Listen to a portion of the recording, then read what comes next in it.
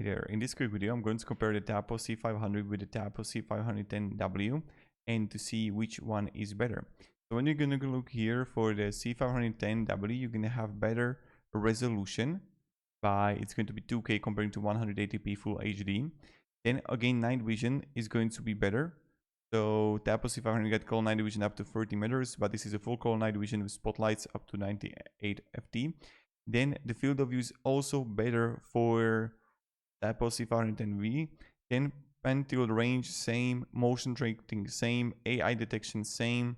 Then you're gonna have customizable alarm same, storage same. Then also waterproof, smart integration, connectivity, power source, similar ones.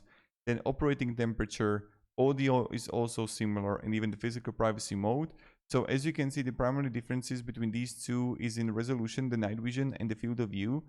What I gathered for you, and I just wanted to make this like quick and effective video. If you're deciding between these two, that if you see also in a similar price the 510W, you can just choose that. So thank you very much for watching and hoping a great day, and goodbye.